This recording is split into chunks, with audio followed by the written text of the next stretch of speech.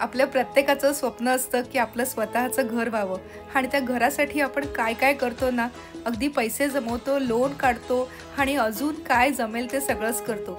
आणि देवाच्या कृपेने आमचं हे स्वप्न पूर्ण झालं आणि त्यासाठीच तुमच्या सगळ्यांसोबत हा व्हिडिओ शेअर करते. आणि या निमित्ताने मी आपल्या सगळ्या सबस्क्रायबरचं, आपल्या सगळ्यांचं, जो कोणी हा व्हिडिओ बघते त्या सगळ्यांसाठी स्वतःचं घर होऊ दे ही मी मनापासून प्रार्थना करेन. कोणी रेंटच्या घरात राहतात आणि त्यांना ती सुख समृद्धी किंवा आनंद हवा असेल किंवा त्यांना काही प्रॉब्लेम्स असतील तर ते जाण्यासाठी आपलं घर व्हावं म्हणून ही माणसं अगदी सतत उन्हातानात पावसात काम करत असतात.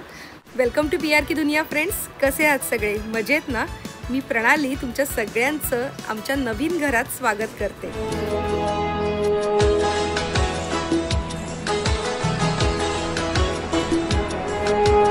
नमस्कार फ्रेंड्स. आज गुढीपाडव्याचा दिवस आहे आणि खूप छान वास्तुशांतीचा योग आमच्या घरी आम्ही घडवून आणलाय आणि छान वाटतं. आता पूजेला सुरुवात होईल आणि तुम्हालाही सांगूया का वास्तुशांती करायची. कारण आपण नवीन घरात राहायला जातो किंवा अगदी भाड्याच्या घरात सुद्धा राहायला जातो तेव्हा सुद्धा वास्तुशांती करणं का गरजेचं आहे हे सगळंच आपण आज गुरुजींकडनं जाणून घेऊया बेसिकली. कारण बऱ्याच जणांना आपल्याला माहिती नसतं आणि आत्ताच्या ह्याच्यामध्ये आपण वास्तुशास्त्र जसं पाहतो तसंच वास्तुशांतीचं सुद्धा तितकंच महत्त्व आहे. सो छान तिथे पूजा मांडली गुरुजींनी आणि त्यात अगदी सगळं लिहिलेलं आहे, म्हणजे अगदी सर्वसामान्यांना सुद्धा कळेल इतकी सुंदर पूजा मांडलेली आहे. गणपती पूजन, मातृका मंडल, वास्तू मंडल, नवग्रह मंडल, रुद्र मंडल आणि सत्यनारायण महापूजा. आणि इथे आमचा देव्हारा सुद्धा आहे, तिथे स्वामींना बसवलंय. खूप छान वास्तुशांतीची पूजा पार पडली आणि आम्हाला पण खूप छान वाटलं. अगदी 5-6 तास ही पूजा चालते पण वेळ कसा गेला कळलंच नाही. आपण आमच्या गुरुजींना भेटूया. गुरुजी नमस्कार. नमस्कार. नमस्कार. गुरुजींचं नाव आहे सिद्धांत विलास क्षीरसागर आणि आम्हाला अगदी खूप छान पूजा सांगितली. त्यांनी प्रत्येक हे का करतोय हे सगळं सांगितलं. तर गुरुजी का म्हणजे पूजा का करावी, वास्तुशांती का करावी नवीन घरामध्ये? नमस्कार. सगळ्यात महत्त्वाची गोष्ट म्हणजे आपण आपल्या स्वप्नाचं घर घेतो आणि त्या घरामध्ये आपण वास्तव्य करतो तर या घराची वास्तुशांत ही होणं गरजेचं आहे. वास्तुशांत म्हणजे वास्तूची शांती करणं. वास्तू निर्माण करत असताना आपण विविध प्रकारच्या ज्या घटना त्या वास्तूमध्ये घडत असतात. म्हणजे थोडक्यात वास्तू तयार करताना आपण पाया घेतो, पाया घेतल्यानंतर पिलर उभे राहतात, नंतर त्याच्यावरती भिंती तयार होतात, मग स्लॅब पडतात. तर ह्याची प्रोसेस आहे. ही प्रोसेस करत असताना प्रत्येक वेळेस आपल्याला पूजन सांगितलेलं आहे.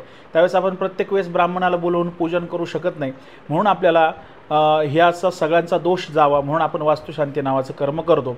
तसंच सगळ्यात महत्त्वाची गोष्ट सांगायचं जर ठरलं तर पाया करत असताना कृमी कीटक यांचा हत्या होती, तो पण दोष वास्तूला लागतो. नंतर पिलर उभे करताना आपल्याला बलिदान पूजन सांगितलेलं आहे, ते जर नाही केलं तर तो पण दोष लागतो. वास्तू निर्माण करत असताना जे आपल्याला विटा, वाळू वगैरे हे जे असतं हे शक्यतो गावाच्या बाहेरून येतं, वाळू नदीतून येते, अंत्यक्रिया जी होती ती नदीमध्ये होते. अशा प्रकारच्या ज्या वस्तू आहे आपल्या वास्तूमध्ये येतात आणि मग त्या वास्तूला दोष लागतो. म्हणून आपल्याला ते वास्तूची शांती करण्यासाठी आपल्याला हे वास्तुपुरुष, वास्तुपूजन, वास्तुशांती ही करावं लागते. म्हणून हे वास्तुशांतीचं पूजन केलं पाहिजे. मी एक विचारेन की वास्तुशांती करण्याचं अशी काही वेळ आहे का, की काही जण असं म्हणतात की गणेश पूजन केलं आणि आपण घरामध्ये आलो तर काही म्हणजे त्यावेळेस त्याविषयी काय? लौकिक गृहप्रवेश करणं म्हणजे थोडक्यात ते एक आपण म्हणतो एक कायद्यामध्ये कशी अशी एक वाट असते तशी एक थोडकी एक वाट आहे की आपण ठराविक कालावधीपुरतं ते लौकिक प्रवेश गणेश पूजन करून राहू शकतो.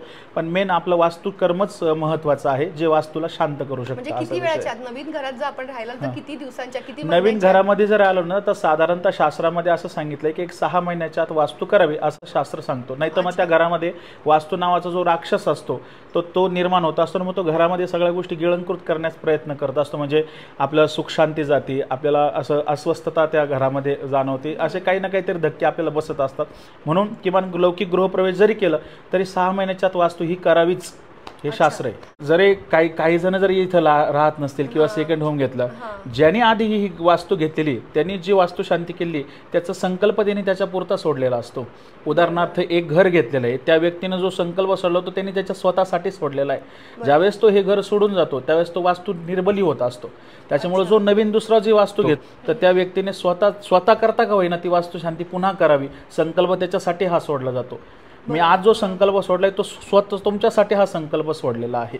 यामध्ये जो दुसरा व्यक्ती येतोय ते त्याच्यासाठी नाही आहे, ते तुमच्यासाठी आहे. म्हणून सेकंड जरी होम घेतलं तरी वास्तुशांती करणं ही मस्ट इम्पॉर्टंट आहे, ती केलीच पाहिजे. अजून एक प्रश्न गुरुजी असा विचारेन की आता वास्तुशांती करताना आपण स्वतःचं घर असलं तरच करता येते का, की कोणी रेंटच्या घरात राहतात आणि त्यांना ती सुख समृद्धी किंवा आनंद हवा असेल किंवा त्यांना काही प्रॉब्लेम्स असतील तर ते जाण्यासाठी म्हणून ते वास्तुशांती सगळ्यात महत्त्वाची गोष्ट त्याच्यासाठी दुसरा विधी असा आहे की नवीन घरामध्ये राहायचं जर ठरलं तर लौकिक गृहप्रवेश करू शकतो. नाही तर तुम्हाला त्या घरामध्ये वास्तुशांती सारखेच बेनिफिट देणारं एक पूजन आहे, त्याला उदक शांत असं म्हणतात. उदक शांत करून सुद्धा तो त्या घरामध्ये राहू शकतो, त्याला त्याचा बेनिफिट मिळू शकतो. अच्छा, म्हणजे समजा रेंटनी घर म्हणजे भाड्याने कोणी राहत असेल तर त्यांच्यासाठी उदक शांत हो हो करू शकतो, काही अडचण नाही. सगळ्यात महत्त्वाची गोष्ट वास्तुशांती करत असताना या सगळ्या बाबींचा पण विचार करणं गरजेचं असतं. आणि मग आपण जो वास्तुपुरुष जो निक्षेप करतो असतो आग्नेय कोपऱ्यामध्ये, तो आग्नेय कोपऱ्यामध्ये निक्षेप केल्यानंतरून त्याचं जे प्रत्येक सणावाराला नैवेद्य वगैरे करणं, त्या वर्धापन दिन साजरा करणं हे केलं पाहिजे, जेणेकरून तो वास्तू आनंदित होत असतो आणि तो आपल्या घराला भरभरून आशीर्वाद देत असतो. त्याला घरामध्ये फक्त एकच वरदान आहे, तो तथास्तुच म्हणतो. तथास्तु व्यतिरिक्त त्याला दुसरा आशीर्वाद देण्याचा अधिकार नाही. त्याच्यामुळे घरामध्ये अमंगल द्रव्य सेवन करू नये, अमंगळ बोलू नये, कोणाविषयी वाईट चिंतू नये, मोठमोठ्याने ओरडू नये, भांडण तंटे करू नये, असं शास्त्रामध्ये वास्तुशांती झाल्यानंतर सांगितलेलं आहे. आणि प्रत्येक संध्याकाळी गावरान तुपाचा दिवा त्या ठिकाणी लावावा, असं 1.25 महिना तरी करावं असं शास्त्र सांगतं. असे हे वास्तूचे नियम आहेत आणि याप्रमाणे ते केलेही पाहिजे आपण धर्मशास्त्राप्रमाणे. असं खूप खूप छान सांगितलं गुरुजी. आणि मला असं वाटतं की आपणही ह्या गोष्टी आहेत ना की एका दिवसाच्या गोष्टी असतात, पण त्याचं जर आपल्याला आयुष्यभर त्याचं जर फळ मिळणार असेल तर आपण ह्या गोष्टी का नाही करावा, हा माझा म्हणजे मनापासून असं वाटतं. आणि या निमित्ताने मी आपल्या सगळ्या सबस्क्रायबरचं, आपल्या सगळ्यांचं, जो कोणी हा व्हिडिओ बघतो त्या सगळ्यांसाठी स्वतःचं घर होऊ दे ही मी मनापासून प्रार्थना करेन आणि सगळ्यांनी आनंदात राहा हेही जरूर सांगेन. थँक्यू गुरुजी. खरंच खूप छान माहिती सांगितली ना गुरुजींनी. तुम्हाला कशी वाटली मला नक्की कमेंट करून सांगा. त्यानंतर झालं आमच्या देव्हाऱ्यामध्ये स्वामींचं पूजन आणि त्यानंतर आज गुढीपाडव्याचा दिवस, त्यामुळे गुढीसुद्धा उभारली आणि मग झाला नाव घ्यायचा कार्यक्रम. कोण म्हणतंय पहिले चला. घराचं स्वप्न होतं माझं, ते झालं पूर्ण. राहुलचं नाव घेऊन सगळ्या देवतांकडे आशीर्वाद मागते संपूर्ण. भाजीत भाजी मेथीची फळाली माझी प्रीतीची. आणि त्यानंतर झाला जेवणाचा कार्यक्रम. अर्थात घर नवीन असल्यामुळे घरी जेवण बनवलं नाही, त्यामुळे बाहेरनंच मागवलं सगळं. आणि त्यानंतर जे कोणी इथले कामगार होते, ज्यांनी आमचं घर बांधायला श्रम केले होते, त्यांच्यासाठी सुद्धा खाऊ आणला होता, तो त्यांना दिला. खरं तर हे काही दाखवायला म्हणून नाही, तर त्यांच्या श्रमाला आमच्याकडनं प्रणाम यासाठी होतं. असं म्हणतात की आपण केलेलं दान जर दाखवलं तर त्या दानाला काहीच अर्थ उरत नाही. पण आज हे यूट्यूबवर ह्यासाठी दाखवते की हा व्हिडिओ पाहून अजून एकाने जर इन्स्पायर होऊन अशा कामगारांना जर अन्नदान केलं तर त्याचं नक्कीच चांगलं फळ आपल्याला लाभेल. आपलं घर व्हावं म्हणून ही माणसं अगदी सतत उन्हातानात पावसात काम करत असतात. आपण त्यांच्यासाठी इतकंसं तर नक्कीच करू शकतो ना. छान बिझी दिवस गेला आणि संध्याकाळी नंडेने ओटी भरली. छान साडी आणलेली माझ्यासाठी. आता छानच दिलाय की छान कलर आहे, माझा फेवरेट कलर. आणि आईला पण सांगा राहुलचं मिस झालं. अरे वा किती क्यूट. तूप ठेवायला खूप सुंदर. थँक्यू. पण एवढा कशाला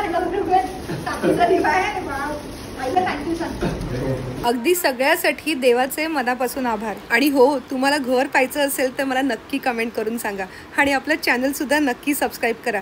कमीत कमी 500 कमेंट यायला पाहिजेत. तुमच्या सर्वांच्या सुद्धा गुड विशेसची मी वाट बघते. लवकरच भेटूया फ्रेंड्स. Bye for now.